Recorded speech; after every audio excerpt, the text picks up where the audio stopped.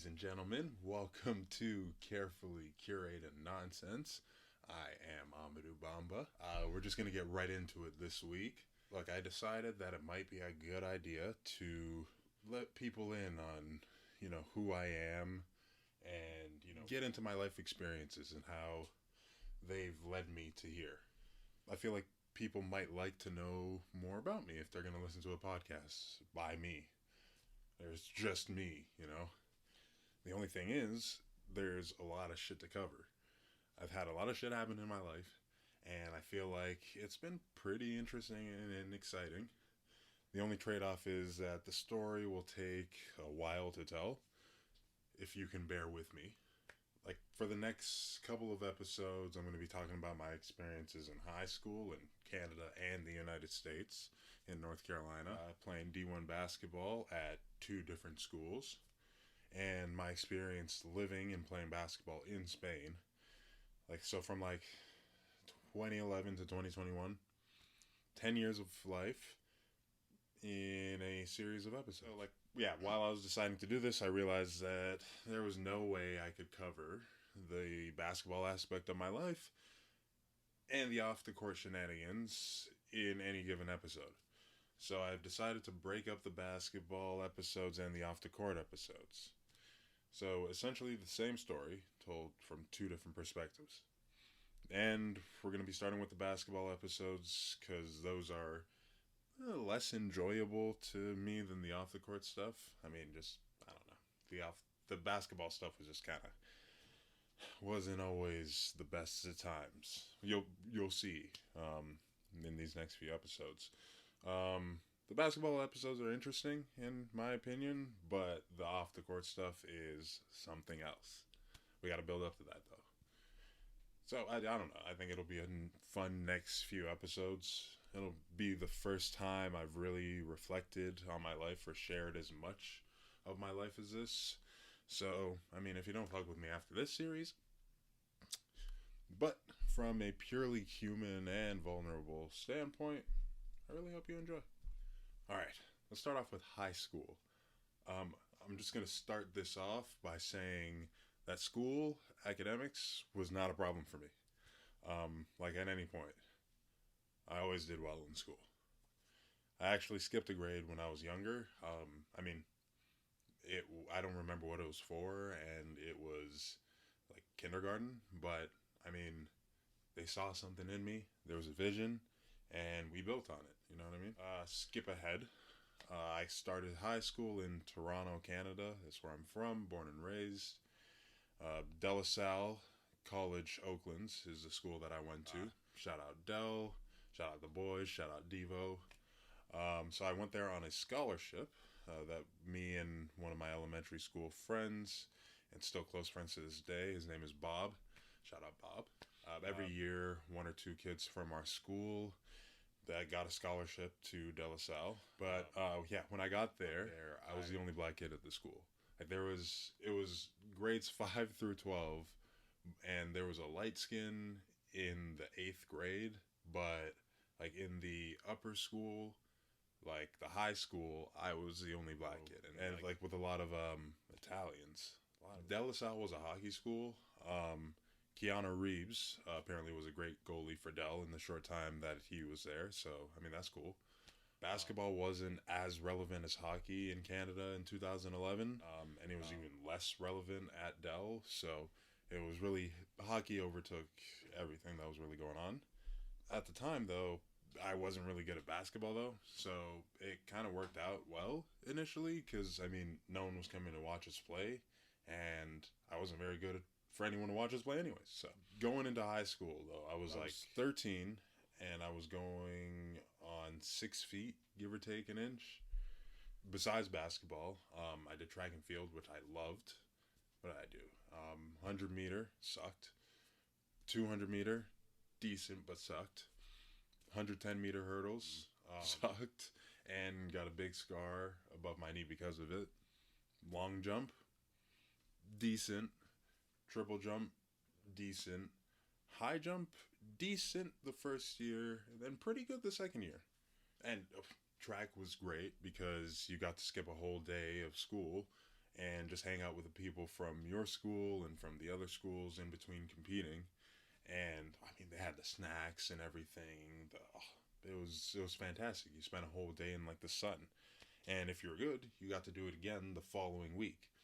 But the following week wasn't as fun because like less less of the fun people were there, because the fun people only did it to get that one day off. Like the fun people weren't that good, so they were never there for that second week. The second week was all like competing and it was all serious and wasn't as fun.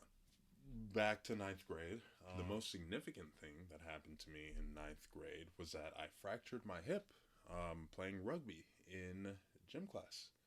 Yeah, and it wasn't from like getting hit or anything. The worst part is it was from celebrating. Um, yeah, I was high stepping, the high step, and ended up getting an avulsion fracture when your muscle chips off a piece of bone. And that's what happened with my hip bone. Piece of muscle chipped it right off. So I had that, and that happened in this was October of 2011, going into like just around basketball season. I had that hip fracture. So I was in crutches. I went through rehab and like I recovered and I was like able to play that season. But the problem, besides the fact that like I was coming off of injury, was that I still wasn't like very good. But yeah, we ended up going through that season, losing in the championships, and so we finished second to end that season. By the end of ninth grade, I was about 6'3", and that summer is when I really started to make progress. Right, so going into the summer, I played football, and I fucking sucked. I stunk. They tried to play me in multiple positions. I wasn't very good at any of them. One of my coaches recommended I stick to basketball. So yeah, that my football career ended pretty quickly. I wasn't really familiar with AAU at the time, so I was playing basketball that summer at this camp that was run by one of my friends from school, his brother, and I was getting better. Like I was improving, whatever, compared to like where I was. And by the time I got to the 10th grade, I was a completely different player. Like you could say I was Giannis-esque. At least that's what I felt like. I mean, like what, I was 14. I was hovering around 6'3". I couldn't dunk on a consistent basis at the start of the season, but it is what it is. I could dunk, came in flashes. This was also JV, so like it's not like I skyrocketed, became like a top recruit, but like I made improvement. Damn it, I was proud of it. Playing against a private school competition that we played against, though, like I mean, you go into every game like I was feeling good, like I don't know, my confidence was up playing all of those games, and I played well. I mean, like I had multiple 20 plus games, 25 plus point games, hitting clutch shots. I played point guard one time when our starting point guard fouled out. Boy, I brought that ball down the court with brought it down, hit the three. Look, I hit that three. It was an overtime victory. I'm not gonna get into it because I don't remember all the specifics. All I remember is that I was the hero, and I finished with 27 in overtime. I was feeling nice. I thought I was the man. I was the only three that I hit too. But you know what? One of one. I think in my entire career, that's the only three that I've shot. Anyways, I don't even remember when my first in-game dunk was. But the most memorable dunk that I had was the one that I had in the playoffs. It was in the semifinals. We were up a little bit at the stretch. And I got it on the fast break, brought it down, one-handed, hammer. I'm left-handed. So I brought that shit down. I dunked that bitch so fucking hard. It was a home playoff game. Everybody was going crazy. All like 20 people in the audience. Yeah, that gym was not built for spectators. Like it wasn't built for anything. It was basically like a little track. it was built to go other places. Like, it wasn't for people to stand and watch the game. So yeah. So that afternoon, we had, because we were the number one seed, we had the playoffs at our place. We won that afternoon. Had an undefeated season. Won MVP for that season, team MVP. So yeah. Yeah, so at this point, it's spring of 2013, and I'm having a conversation with Devo, Brian Devonish. Shout out him. He was my gym coach, my mentor, and he was basically like, "You can't stay here. Like, this school is not for you and where you're trying to go as far as basketball goes. You know, like, the competition isn't very good. Even if, like, when you get up to when you get up to varsity, the competition isn't very good. You're not going to truly develop and get recognized here. So, like, you have to go somewhere else. You have to go to a different school." So he got me in touch with the assistant coach at St. Michael's College School, which was another private school down the street from De La Salle. Essentially our rivals in a lot of ways. The main differences were that St. Mike's was a big sports school, especially in the private school world. So basketball, hockey, track, football, like, they dominated sports in the region, but, like, especially basketball and hockey. Like, Tim Horton, like, Tim Horton, the restaurant, or whatever brand chain. Tim Horton went to St. Mike's, so, like, big hockey school. And the other thing about St. Mike's is that it was an all boys school. So for pretty much an entire year, I was not talking to women on a consistent basis, which was difficult, very difficult.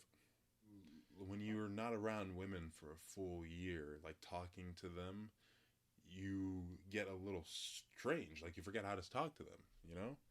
You gotta reacclimate yourself. Long story short, I got a scholarship to go to St. Mike's, and I transferred from Dell to St. Mike's for my junior year of high school. So 11th grade in 2013. Look, I didn't really enjoy my experience at St. Mike's. I was only there for a year, and I have a great dislike for some of the people that I met there, particularly the coaches. I love the guys that I played with and met at the school. Shout out Danilo Juricic, my brother. Still close to this day. Marcus Carr, doing his thing. John Kabongo, the fantastic album, City News at 6. Nelly, Godwin, Kaon, like, list goes on and on. Great people that I met. Fucking hated the coaches, so I'm not going to mention much about the year, even say their names. Fast forward through a season where I was improving but not really playing much. I got on an AAU team, finally, going into the spring of 2014. So that was Canada Elite. Shout out all of them. I was on the Under Armour circuit, if you know anything about the AAU circuits, the basketball circuits. This was my first real experience playing with an AAU team. The summer before, I played with the provincial team, Team Ontario, and we played a couple of AAU tournaments in Indiana and Orlando, which was a cool experience, but not like a true AAU team, you know what I mean? AAU was my first chance experiencing traveling for basketball, and that was really exciting for me. Like, really started to fuel my passion for traveling. I'd been traveling with my mom, like, before, go see family in Europe and Africa, but, like, this was really, like, traveling away from her and kind of, like, experiencing things for my own, but, like, we got to travel to places, like, and for me, this is, like, the first time doing this as a kid from Toronto, from Canada, places like the Jersey Shore, New York, New Orleans, Houston, Atlanta, Vegas, all of these places I had never been before. My coach for Canada Elite happened to know this coach down in High Point, North Carolina, who happened to be in need of bigs for his team, for his high school team at High Point Christian Academy. Long story short, my coach at Canada Elite got me in touch with the coach at High Point Christian. The coach came up to watch me play in Toronto. He liked my potential. And yeah, basically, in a matter of like months, I was moving by myself to High Point. to finish high school and play basketball. So at this point, we're at August 2014. I reclassified and did the 11th grade again for basketball purposes. Again, I was very gifted academically and I was not held back. That's not what reclassification is if you don't know about it. It's more of a common occurrence in high schools in the South, particularly from a sports perspective. It's essentially like a redshirt year, but for high school. Like you essentially get held back so that you can develop athletically. Yeah, that's the easiest way to explain it. It's basically like a redshirt year in high school. It's kind of messed up if you think about it, but I skipped a grade and I was now being held back, so kind of evened out for me. I was essentially with people my age now instead of people a year older. So this brings us to High Point Christian. I'm now in high school in the United States. And I feel like this is when things started taking off for me, both from a basketball and from a life perspective. Like, made some great friends on the basketball team immediately. Shout out Reese, Ben, Mikey, who just got married. Congratulations to him. And Rafa, our Spaniard friend. Yep, he was an exchange student and came over to High Point Christian just for the year. Yeah, that was fantastic. We made some great memories off the court that year. It was the first time in my life that I was really able to develop I don't know, like a super close bond with a group of guys, you know? Like, especially since all of us were coming from different places. Like, Mikey was from Canada too. He's from London, so 2 hours away from where I'm from. Reese is from Ohio, Ben's from Nebraska, Rafa's from Valencia, Spain. Like, we're pretty much all spread out. So it was really cool to, have the fact that we're all from somewhere else in common. Like, it really helped us get through a lot of I guess tough times together, you know what I mean? And at this point on the court, I was developing. Our head coach was getting me right with the morning basketball workouts. I improved a lot. Within a month of living in the United States, I gained 20 pounds. I went from 205 to 225, lifting heavy and eating constantly. This picture is not from 2014. It's from the spring of 2016 when I was in 12th grade. But the one on the left is when I was 205 going into high school at High Point Christian. As a team, we had a pretty solid season, but our coach had us play some aggressively strong competition to start the season. Game one, we played Oak Hill, Oak Hill, Carmelo Anthony's Oak Hill, with all the other NBA players who have gone there. That year, the NBA player was Dwayne Bacon. Lit us up for 24 easy points. The next game, Huntington Prep, Miles Bridges, and Thomas Bryant. They just made easy work of us. We played against Carlisle Academy. That was a team that Thon Maker was on. He didn't play that day, but we didn't do well. And I forget who the other team was, but yeah, 4 games to start off the season that did not go well for us. To add on to it, our big rival was Wesleyan Christian Academy right down the street. Like, before I got there, if you know anything about Wesleyan, that's where Theo Pinson went. So Theo Pinson was their star before I got there, and Harry Giles was just coming back from injury, and he was playing out of his mind. He was scary good in high school. I'm on Harry Giles' mixtape, getting absolutely shifted out of the frame. If you can find it, you can find it. I'm not gonna put it up here. I'm not gonna embarrass myself like that.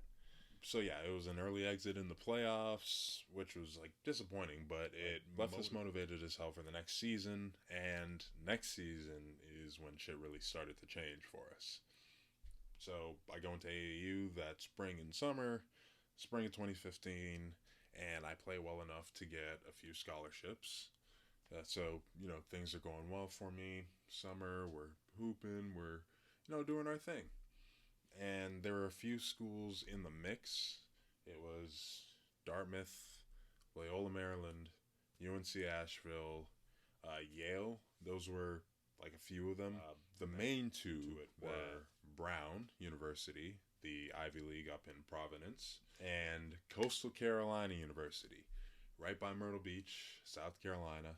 If you know anything about Brown and you know anything about Coastal, you're probably wondering how it came down to those two schools. A few people listening know how this story ends, but not many people know how or why it ended the way it did. So I went on my first official visit to Brown in October 2015 when I was 17. And for those of you who don't know what an official visit is, the team that's recruiting you can invite you to the campus and put you up for a couple days in a hotel like near the campus.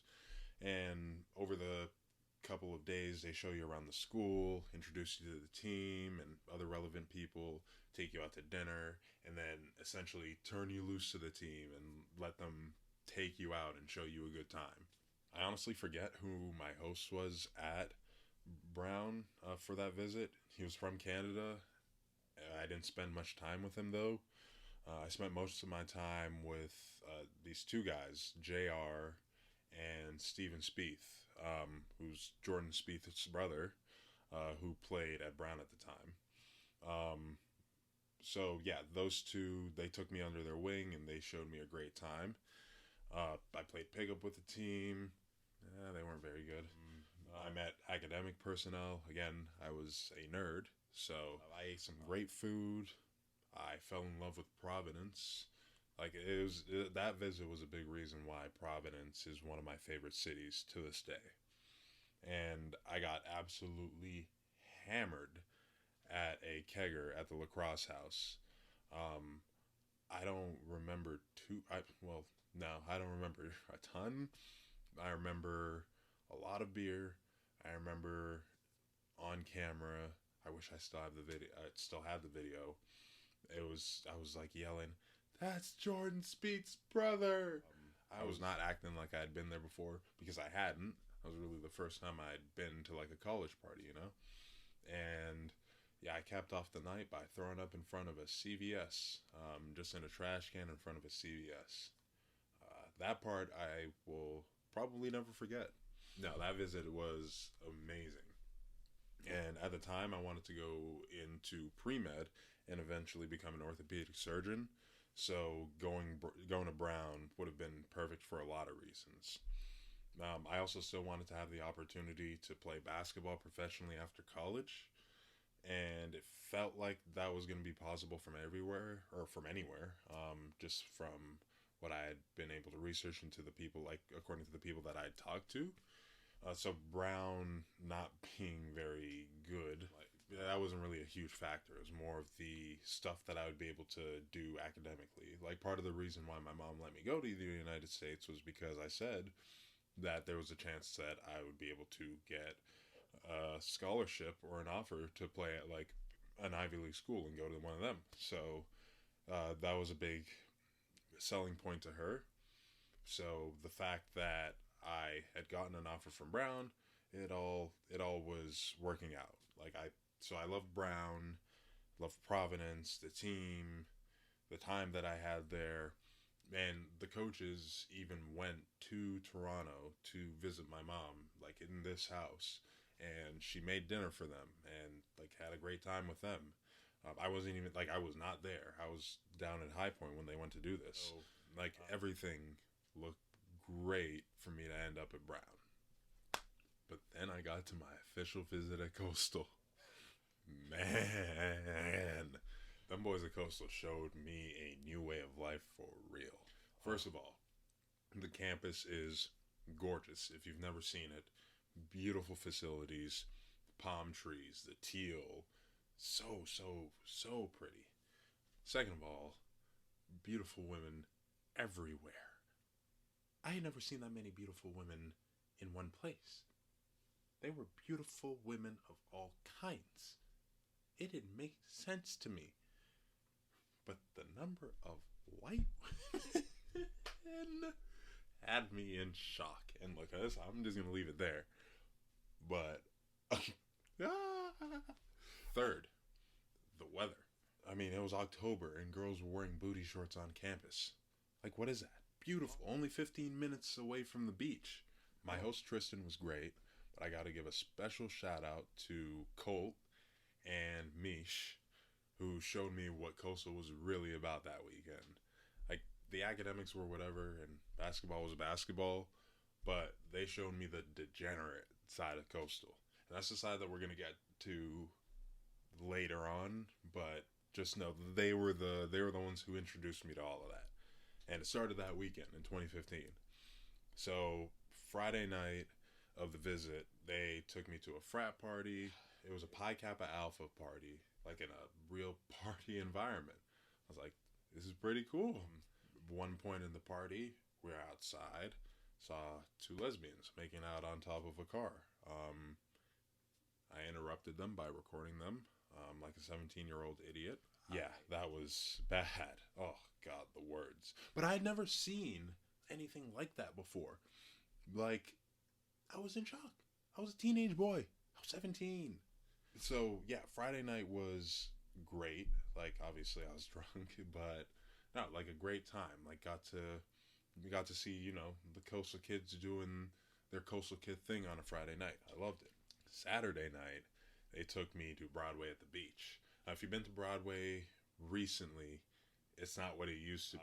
They took me to this club called Revolutions, and they got me in with Tristan's ID.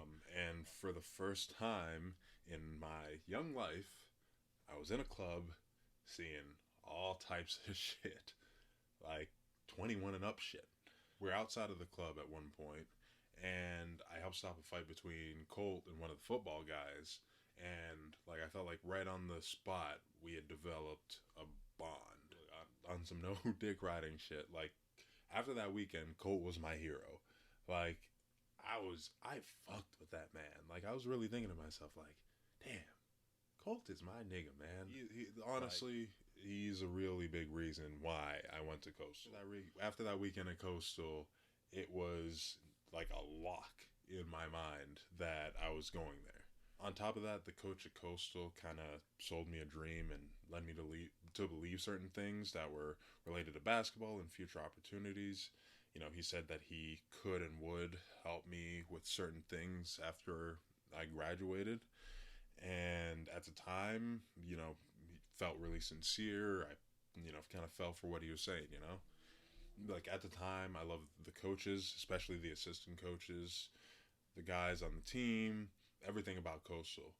But like still though, it was one of the hardest decisions I've ever had to make in my life. Coastal felt like the right decision, and so I ended up deciding to choose Coastal over Brown. But for a long time, I wondered what it would have been like if I had decided to go to Brown instead. And that haunted me for a while, honestly. Especially in like the not so great days of playing basketball at Coastal. But I mean, yeah, that's why I chose Coastal over Brown. All right, back to high school. So, like I mentioned, we lost early in the playoffs the season before, and so we were motivated to be better than we were last year. So our coach went out and got players. He brought in about 5 players. The 3 great friends still to this day out of, you know, those 5. TG, Jalen Cone doing his thing over at California, and my brother, Idris Adebayo. The casuals know him as Bam. The big reason why I'm a Miami Heat fan. At the time, Bam was a top 5 recruit in the country. So when he came, a lot of perks came with it. Like he brought in an Adidas sponsorship with him. We were playing a national schedule against some of the best teams and players in the country. Like different from what our coach had done the year before. Like people were inviting us to tournaments to play in against, you know, some of the best. Like this wasn't our coach just like throwing us into the fire that we are absolutely unprepared for. So we had a superpowered team, 8 guys that eventually ended up playing college basketball. We were practicing and working out at an absurd level. High major coaches in our gym on a consistent basis.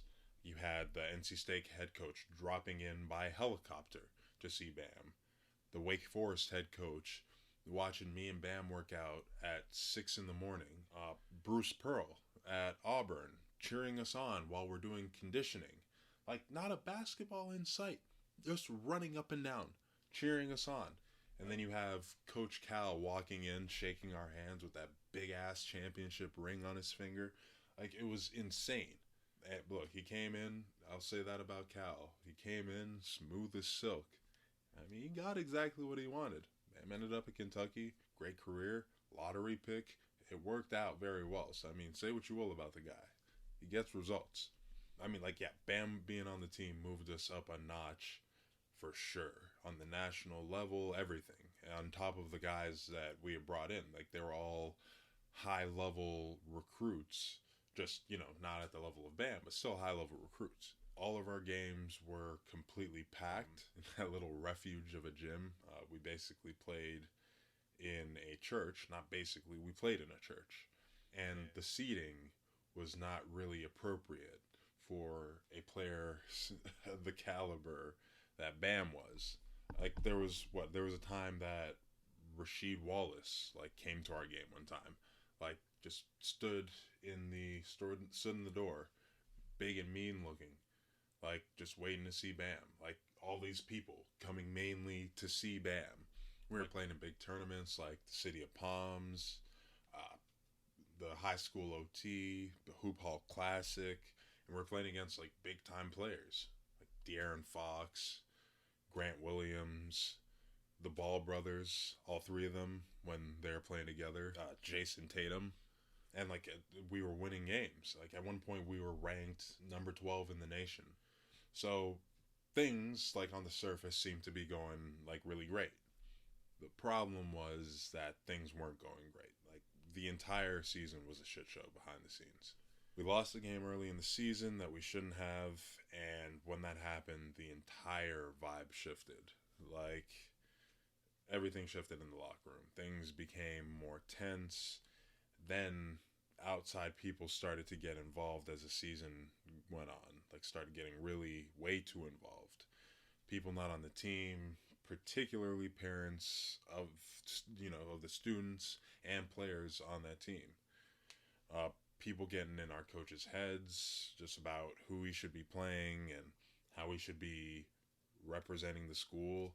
There was just a lot of noise coming in, a lot of shit that he had to deal with, being at a private Baptist school in the South, with a predominantly black team. I'm just going to leave it at there were a lot of issues that began to come up as the season went along.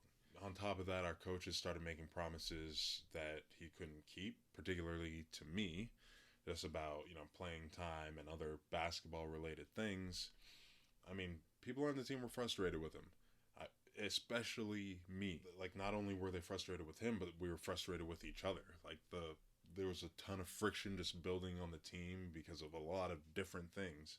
Even though some of the shenanigans that we were having and the off the court stuff was top tier, and even though I left with some really close bonds, especially with Bam and Deshaun, who was also our teammate at the time. He was there a year before, but he kind of come in late. It just things were way too tense. It was very difficult to carry on how things were going, and I didn't enjoy myself because of it. In fact, and I don't think anyone knew this at the time, in February of that season, I was so fed up with the BS that I just got on a plane and I went home to Toronto, without telling anyone. I just went home. It just so happened to be All-Star Weekend in Toronto when I went home, so that was fun and cool to see. I met Paul George, which was cool, but yeah, I just straight up left, and we had a game that weekend, so I didn't tell my coach. I just took off, and my coach called me and was or had texted me and was hey, where are you? And I was like, oh, family emergency. I had to go home. Blatant lie. Like, I just couldn't be there anymore. And even though me and Deshaun had a great time on the bench, I repressed a lot of that season. And Deshaun has honestly had to fill me in on a lot of what has happened over the years. Like, I just straight up don't remember certain things. And he'll, like, tell me stories, and I'll be like, oh, shit. Nah, man, I don't remember that. But thank you for reminding me. Fast forward, we end up losing in the state championship to Grant Williams' team after some shit went on just before the game between our coach and one of the player on the team's parents. It was a total shit show before the game even started. It left our coach and subsequently us in a bad position to play a state championship game. Like, we were just not there where we needed to be mentally. And I mean, they kicked our shit in. Like, we got our asses kicked. Simple as that. So that effectively ended my high school basketball career. And honestly, like, I was relieved. I didn't really want to be a part of that BS anymore. So I was glad when the season was over and I could just, move on and prepare for a fresh start at Coastal. While all that was happening, though, I was murdering it academically. I had the AP and honors classes that were curving my GPA, and so I was leading my class for valedictorian, and I had no idea. The only problem was I didn't want to be valedictorian, mainly because I didn't want to do the speech. Like, I didn't want to stand in front of all those people and, I don't know, tell people to chase their dreams. I wasn't interested. Like, I don't know. It just didn't feel like something I wanted to do. So when I found out I was leading the race, I started trying to tank my grades. But then I realized, why the fuck would I try to get a C or even a B when I could get a high A? Like, when I know I could get a high A. It didn't make any sense. So I stopped with that. And then a couple months later, it was confirmed that I was, in fact, valedictorian. I still didn't want to do the speech, though. No, so I go to the headmaster, and I still tell him this. Man, he gives me the whole, think about it, you should reconsider, blah, blah, blah.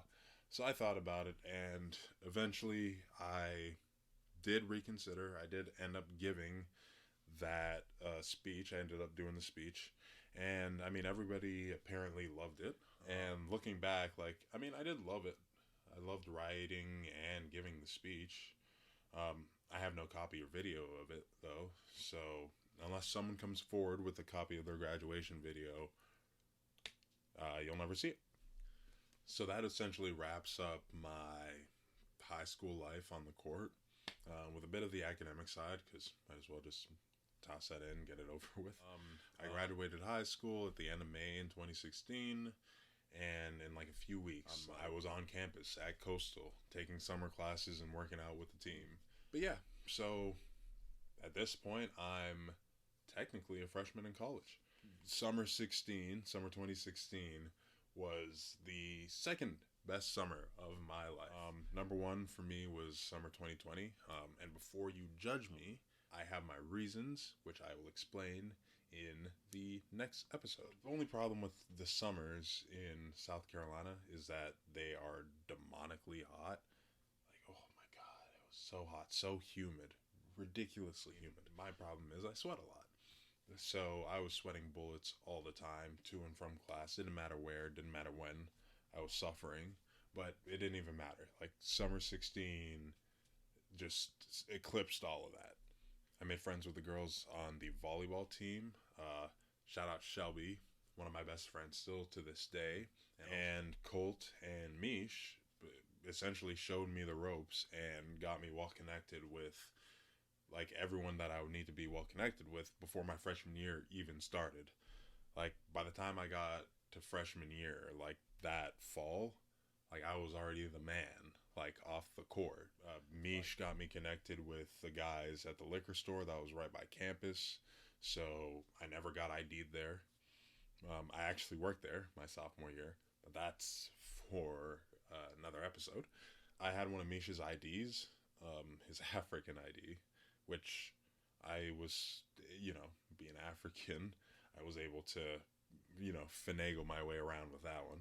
So I was able to get into all of the 21 and up clubs, and I was learning how to act like I've been there before, like not just acting like a, at this point, 18-year-old idiot. But I was blacking out a lot though. I tried to keep up a lot of times with veteran drinkers, not necessarily bigger than me, but veterans. And I was kind of a rookie in the game, but I held my own. But like I definitely had some rough nights. We'll get into those though. From that summer, I knew all the places to go out around campus and near the beach, near Myrtle Beach.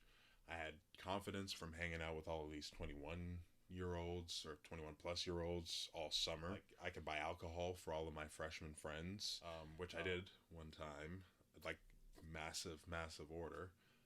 Story for another day. And on top of that, like I was on the college basketball team, and I was 6'8". Like I was going to be seen, and like I mean, going in, you're 18. Like I was feeling good. I was feeling great going into college. So yeah, no, like a lot of great memories were made that summer. From summer 2016, though, like from a basketball standpoint, everything pretty much went downhill for me. Like I must say now, though, that like my time at Coastal was by far one of the best experiences that I've had in my life, and definitely one of the best experiences that I could have ever asked for, especially like off the court, which is why like we're going to take the time to go over all the off the court shenanigans. Like they deserve the time to be discussed because all of that stuff was fantastic. Too many good stories that can't be told in one sitting. I'm excited about that stuff. Back to basketball. Yeah, I found out the hard way that the head coach at Coastal was a complete asshole.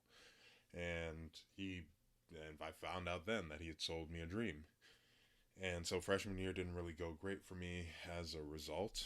It didn't help that I was fully distracted with the life that I had going on off the court because, again, that was going really well. Like, I was drinking like a fish 4 days a week and not taking care of myself. Like, to let you know how disengaged I was by the end of the season, I'd gained the freshman 15 as a college athlete. You know how difficult that is? Like, you actually have to try to do that as a college athlete. Like, you lose weight in the season normally. By the end of the season, like, I couldn't run up and down the floor for more than, 2 minutes without, like, being out of breath and needing a sub. It was bad. I was uninterested in the basketball. I didn't even care. I didn't even want to be on the court. I wanted to, finish up with the games and get to Tongies as soon as possible if it was a Thursday. Yeah, so I feel like I had no motivation to work hard for the coach and for the team by extension. Like everything just kind of suffered because of it. Like I had an okay freshman year, left a lot to be desired. And my main on the court issues were related to like my conditioning and my effort, on top of my dislike for my coach. Like my mentality was just not where it needed to be. I was just not in the right headspace to be playing basketball. But that all changed when I got the invitation for the Canadian men's national team training camp. So once the season and school year is over, I took the month of April off to go on an absolute bender. I go to our strength coach and I tell him I'm trying to lose 15 pounds and get in great shape to have a chance to play for the national team. So I got this invitation back in like February, but the camp wasn't going to be until June. So I waited a bit before I like really started getting my body where it needed to be. Like I needed to get out of the playing for Coastal mode and just kind of like reset, So for 6 weeks, I didn't drink. I went on a diet. I worked out an absurd amount. Like I lost all the weight, and I was in the best shape of my life going into that camp.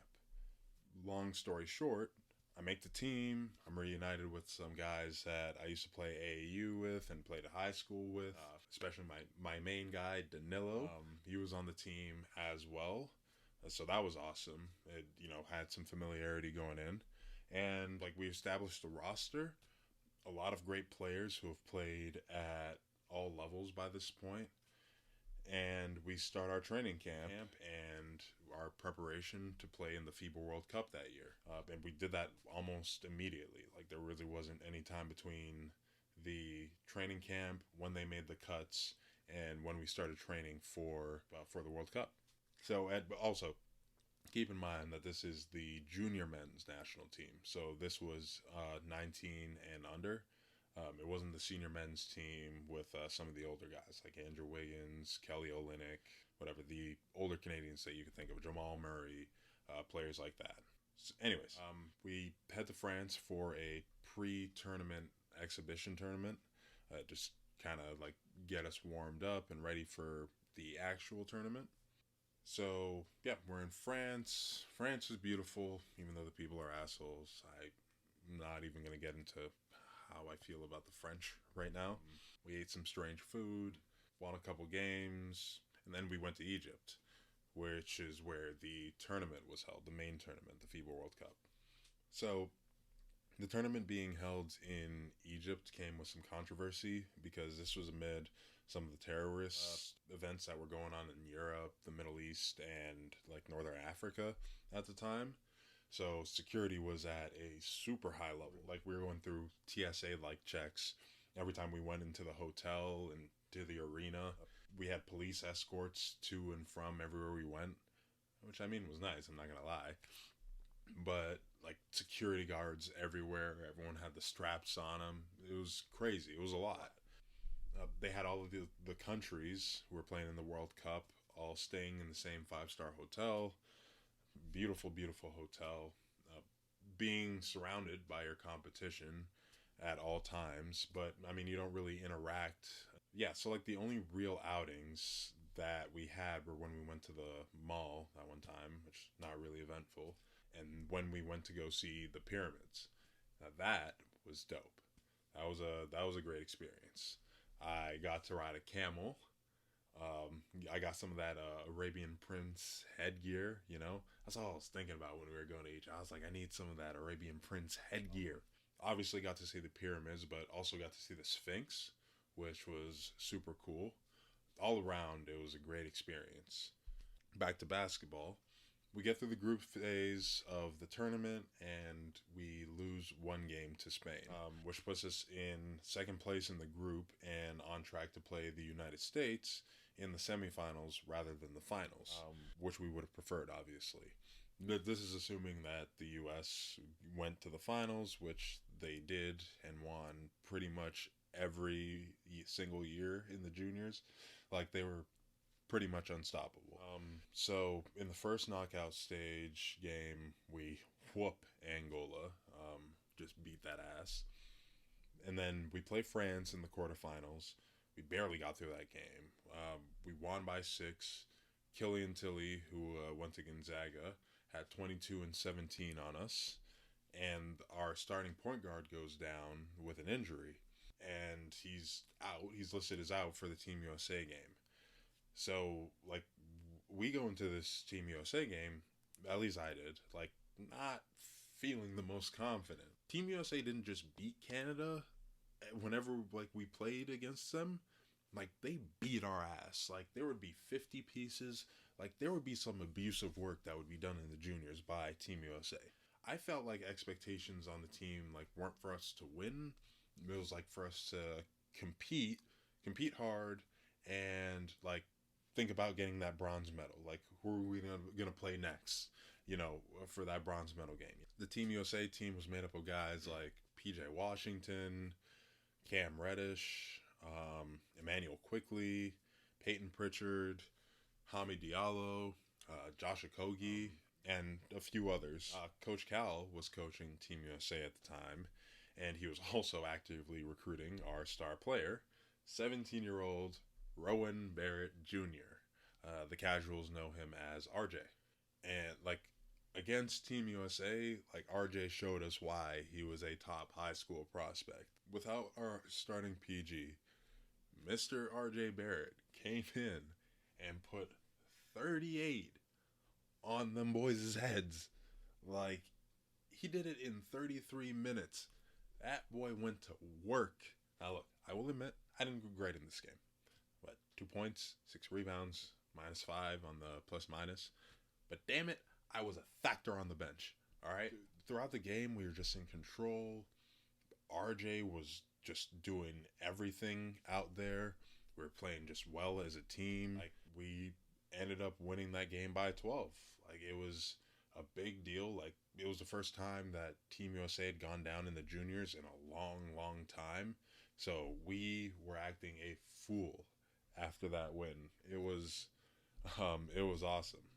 We were fucking hyped, but like we had to stay focused for the championship game against Italy. Like we had to finish the job, you know. But we fucking beat that ass. We beat the bricks off of them. Beat them by 19, 79-60. Wasn't even close. We won Canada's first ever gold medal in any category or in any age group in men's basketball history. And I got a nice ring from it, you know. You know, index finger, you know. Could put it on the ring finger too, you know. For a little while we were heroes in Canada, especially in Toronto, and we got to enjoy the benefits of that. It was very, very cool. And so after all of that, after just a week or so of just soaking it all in, I go back down to coastal Carolina towards the end of the summer. And, you know, like I'm feeling like the man going in. I just won a championship, a national championship. Sorry, a world championship with the Canadian national team. And yeah, like I was feeling awesome. And I was playing like it in those summer training sessions. When I came back, I was looking great going into sophomore year. Like everything was on pace to be better than last year on the court. Even if our coach was an ass, we couldn't shake my confidence. I was feeling too good. But just before the season, early October, I sprained my ankle bad. And like not terribly bad, but bad enough to create a whole other set of problems. Like everything went to shit after that. The season basically ended before it even started. While I was rehabbing, there was a lot of back and forth between me and the coach. And when I came back after a couple weeks, like it wasn't even that long. I just like wasn't playing with the same passion and desire. Like he was really getting under my skin just throughout that whole rehab process. And he was just pissing me off in a way that I couldn't shake. And while all of this was happening, off the court, I was in the middle of pledging a fraternity. Shout out Pi Kappa Phi. So basketball was not on my mind, like, at all by the time the season had started. Like, I was checked out already by the time November came around. Like, sophomore year ended up being another season of not enjoying myself on the court, but off the court, having the absolute time of my life. Going to semis, planning socials, all the frat parties, going to formals. All stories for another day. Although things like sophomore year went not well, one of the fun parts for playing for Coastal was that our conference tournament was in New Orleans every year. So, and spring break was always the week of our conference tournament, unfortunately.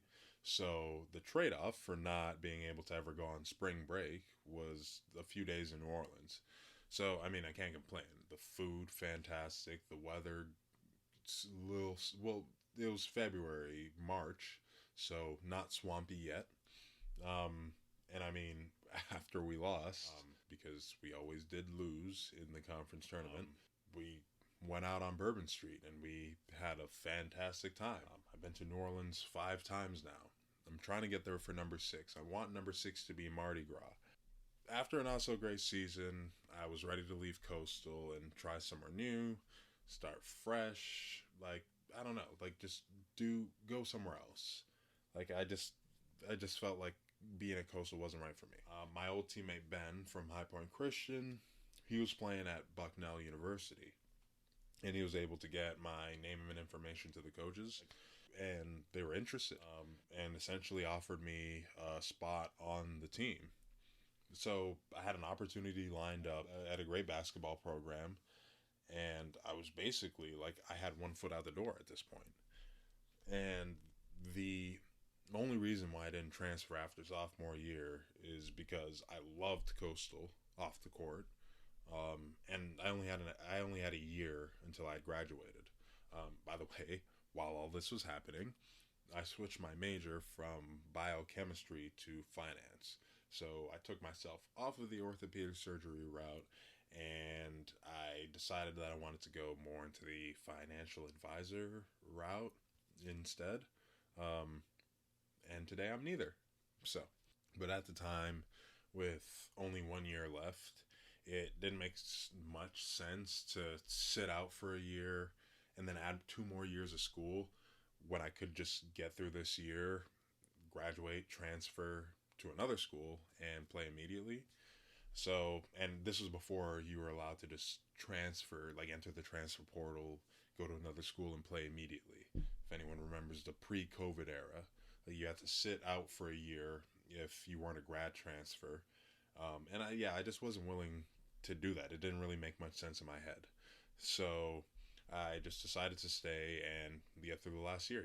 Plus, I had Art on the team, I had JP, and AJ, who came in at the start of sophomore year. I had a good little circle on the team. So, yeah, no, I was fine. But then our coach did Art very dirty and basically forcefully removed him from the team. I'm not going to get into the specifics, but like they did him dirty. They did him really wrong. And that was the last straw for me. Like I was at this point I was already fed up with a lot of things that were going on, and that really did it for me. That after that my attitude towards coastal basketball completely changed, and it was all negative. Like I initially got into some really bad arguments with my coach that summer.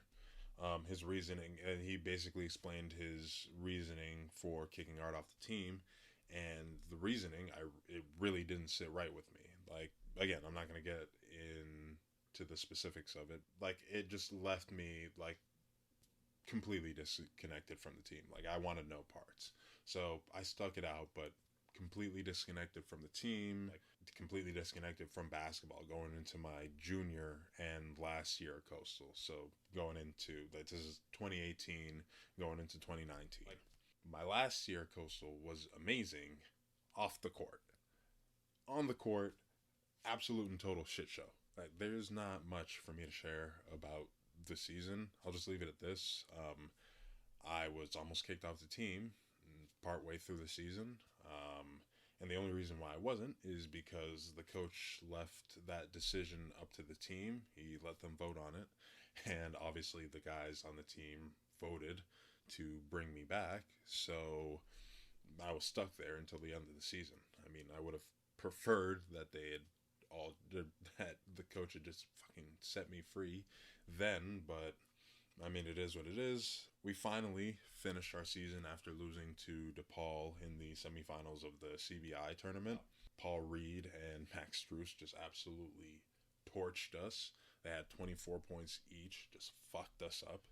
So the season was over, and our coach brought me in for our yearly end of year review. Normally, he brings me in, or each player individually goes in to see him. We talk about what went well that season and what didn't, things to improve on for the next season, things like that. This one was different. Like, again, I'm not going to get into the specifics, all the specifics of the conversation, but essentially at the end, he gave me three options. Either start my professional career and enter the workforce, transfer to another school, or see if there was any way to, like, for him to try to get me an academic scholarship at Coastal so I could get my MBA. So essentially, there was no option for me to be on the team that following year. So I said, okay. I left that meeting. I walked right into my assistant coach's office next door, and I said, put me in the transfer portal. A month from graduating from Coastal, like, I was no longer going to be a Coastal the following year. I was no longer going to be a member of the basketball team. So, and I was graduating, and I wanted to keep playing. So I had to find a different school. And it came down to four schools. Like, I had some decent interest Coming in for my grad transfer year, I'd been playing better, and I guess this reflected that. Uh, the four schools were Rice down in Houston, uh, Hartford over in Connecticut, Northeastern up in Boston, and UNC Charlotte in North Carolina. So I started with Rice down in Houston. This was like the Monday to Tuesday. This is like April 22nd of 2019. Not like the dates super matter, but yeah, like so this is all going on around finals and also formal season as well. I was having to do like a little bit of balancing. That studying was, wherever, whatever. But yeah, like I went down to Rice and I enjoyed my visit. Like the head coach was James Harden's head coach in high school and also his coach at Arizona State. So James Harden came up a lot, which was a big sell at the time. Like, I mean, this was Houston James Harden at the time, and we were at a school in Houston, and he was selling me on like James Harden would like come to the gym and things like that. Like that's cool. Those are cool things. And then they really got me with they told me that they were going to be in a tournament in the Bahamas that upcoming fall. They basically had me sold on that. Yeah, like plus Shelby from the Coastal Volleyball team, my close friend, she was back home in Houston at the time, so I was gonna have a friend living in Houston, so I wasn't gonna be alone, which was awesome. Plus, being from Toronto, I love big cities, and Houston is a huge city, so like it was perfect for me. The only problem is that because of like scheduling conflicts with the basketball schedule and immigration laws, just with regards to like what international students can and can't take, I basically wasn't able to do the MBA program or the online MBA program at Rice. So like the master that I wanted to do, I wasn't able to do, and they gave me two options as like alternatives. One was a master of accounting, which fuck that. I'm not gonna do a fucking master of accounting. And then the other one was a master of global affairs, which was like a 2 year program in like a field that I didn't like was not relevant to me. Like I wasn't what was I gonna do with a master of global affairs, and why would I do a 2 year master on it? And when I was only playing at Rice for 1 year, it all made no sense. So Rice just logically had to be cut out. After that, I had my visit at Hartford. I'm just going to say I was not a fan. Hartford as a city is ass, and Connecticut is a bottom 25 state as it is. Like, it was not good. I really didn't like it. Hartford is a shit city. Like the nerve of Hartford. If you've ever been to downtown Hartford, the nerve for downtown Hartford to call itself a downtown. Ugh, blasphemous. I really didn't like the school. Head coach was a nut. Not even gonna. I'm just gonna leave it there. Hartford was depressing. Like it was just a sad city. Like I needed to get out. So Hartford immediately off the list. The next was Northeastern, the first Friday and Saturday of May. So this is May 3rd and 4th. The weekend, or the week basically, before finals. Weekend before finals. I was only there for 18 hours, but it was my first time in Boston and I fell in love. So I got there Friday at 10 p.m., had dinner with the team, or had dinner with the team coaches, got to the hotel, I got ready, and I met up with my friend from college, Caitlin. She was back home living and working in Boston, so met up, went out with her in the Fenway area. I think we went to the Lansdowne pub. I'll have to ask her. All I know is wherever we went, we had a great time. I had to be up early that morning, so I didn't sleep much. Pretty hungover, but I got up early that morning. They gave me a tour of the city, which I fell in love with. They gave me a tour of the campus. It was beautiful. That day, like I really got like I fell in love with like the New England feel. Like it's hard to kind of like explain what that feeling feels like. People from New England know like what I'm talking about, and like a lot of people visited. Like, know what I'm talking about? But I don't know. It's like a warm hug, you know? Like there's something about it, and I really enjoyed myself up there. So I get there Friday at 10 p.m. I leave Saturday at like 4 p.m. 18 hours, and this was again the Saturday before finals. But I left like I love the school, I love the team, I love the city. Like everything was great. The only problem, because the cost of living in Boston is like absolutely absurd, you essentially had to opt into living in dorms on campus. Like Northeastern's campus is interwoven with the city of Boston, but still like dorms. Like I'm 21, like a grown ass man about to be living in Boston. I'm not fucking living in a dorm. Like no, like there's just no way. Look, like I was trying to like, and I'm getting my master's. I'm trying to move on to like the next chapter of my life. Like that's like two steps back. I can't do that. Like everything about it was great except for that. So it kind of had to be scratched. So yeah, like I was on the fence about Northeastern until I visited UNC Charlotte. Everything about the visit was perfect though. I love Caribbean food, particularly jerk chicken. I could eat it for any meal for the rest of my life.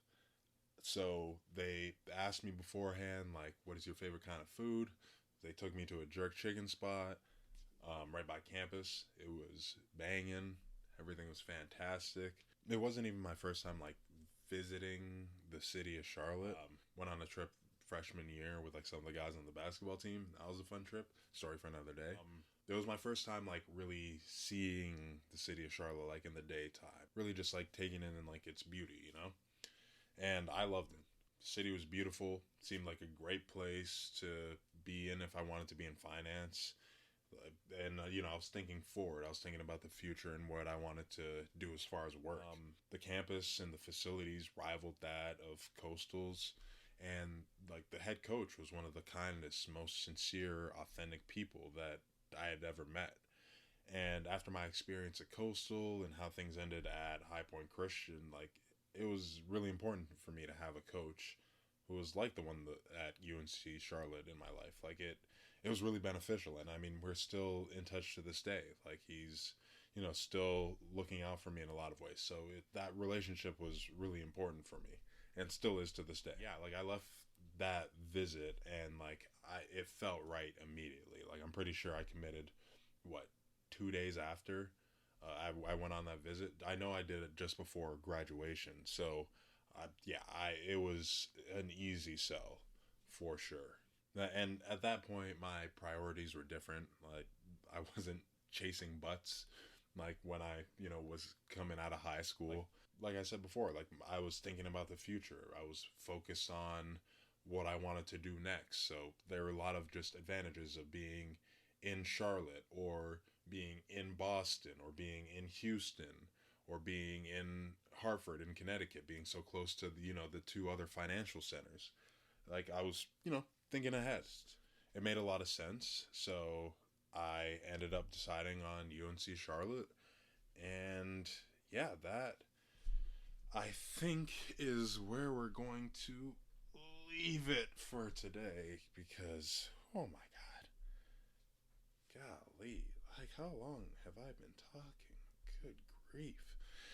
Yeah, I gotta leave it there.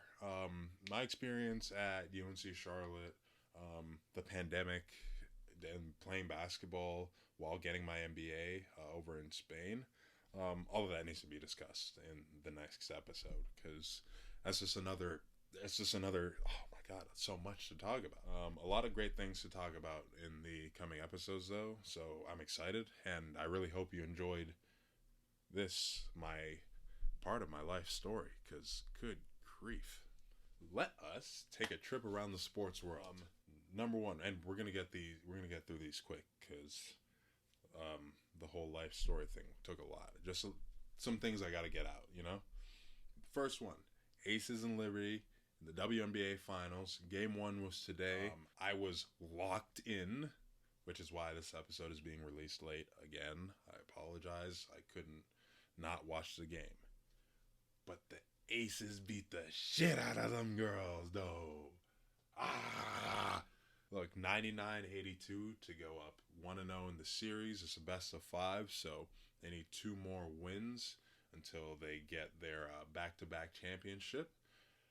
First time it will, if they are able to accomplish the feat, it'll be the first time that it's been done for like 20 years. The girls got it done. Jackie Young with 26 points, Kelsey Plum with 26 points, Chelsea Gray with 20 points, Asia Wilson with 19 points, en route to a 17 point ass whooping.